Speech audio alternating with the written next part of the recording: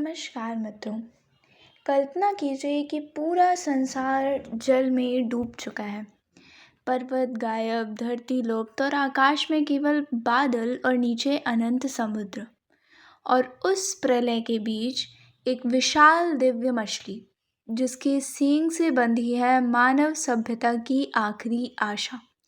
क्या सच में भगवान विष्णु ने मछली का रूप लिया था? क्यों आने वाली मानव जाति को बचाने के लिए यह ज़रूरी था? और क्या मत्स्य अवतार केवल कहानी है या छुपा है इसमें ब्रह्मांड का गहरा रहस्य?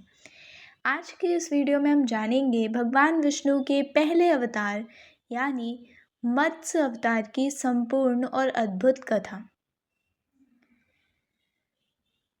तो चलिए बिना किसी देरी के शुरू करते हैं। सतयुग का समय था। धरती पर धर्म तो था, लेकिन धीरे धीरे अहंकार बढ़ने लगा था। ज्ञान ही संसार का संतुलन बनाए रखता है और उस समय ज्ञान का सबसे बड़ा स्रोत थे वेद। वेद केवल ग्रंथ नहीं थे, वे जीवन जीने का विज्ञान थे। लेकिन इसी समय एक शक्तिशाली असुर उत्पन्न हुआ, हयग्रीव।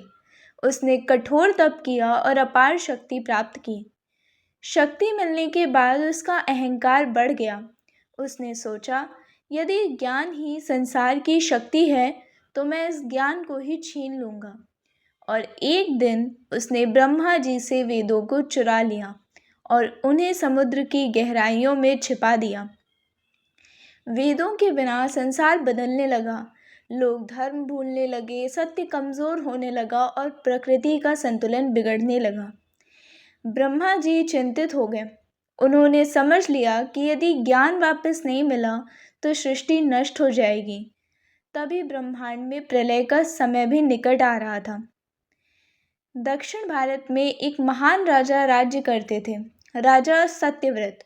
वे धर्म प्रिय, दयालु और सत्यवादी थे। हर सुबह वे नदी किनारे जाकर सूर्य देव को अर्घ देते थे। एक दिन जब उन्होंने जल अपनी हथेली में लिया तो उनके हाथ में एक छोटी सी मछली आ गई। राजा उसे पानी में छोड़ने लगे, तभी मछली बोली, राजन, मुझे मत छोड़िए, बड़ी मछलियाँ मुझे खा जाएंगी। राजा चौंक गए, लेकिन उनका हृदय करुणा से भरा था।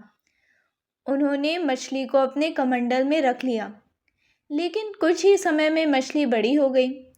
फिर उन्होंने उसे घड़े में रखा, फिर तालाब में रखा और फिर नदी में रखा।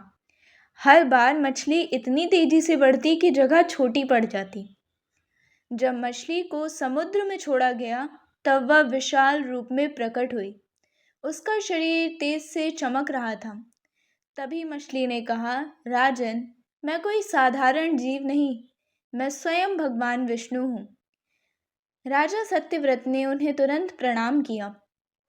भगवान विष्णु ने कहा, जल्द ही महाप्रलय आएगा, पूरा संसार जल में डूब जाएगा।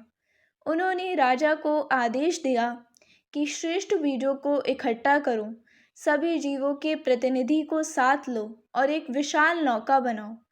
राजा ने बिना प्रश्न किए आदेश का पालन किया। समय आया, आकाश में काले बादल छा गए। बारिश रुकने का नाम नहीं ले रही थी। समुद्र अपनी सीमाएं तोड़ने लगा। धरती जल में डूब गई। राजा सत्यव्रत और सभी जीव उस नौका में सवार हो गए। तभी समुद्र में विशाल मत्स्य प्रकट हुए। उनके सींग थे। नाग वासुकी को रस्सी बनाया गया और नौका को मत्स्य के सींग से बांधा गया। मत्स्य भगवान प्रलय के जल में नौका को खींचते रहे। यात्रा के दौरान राजा ने पूछा, प्रभु, यह विनाश क्यों? भगवान विष्णु बोले, जब अधर्म बढ़ता है तब सृष्टि को नया आरंभ चाहिए। उन्होंने मनु को धर्म, कर्म और जीवन के रहस्य बताए।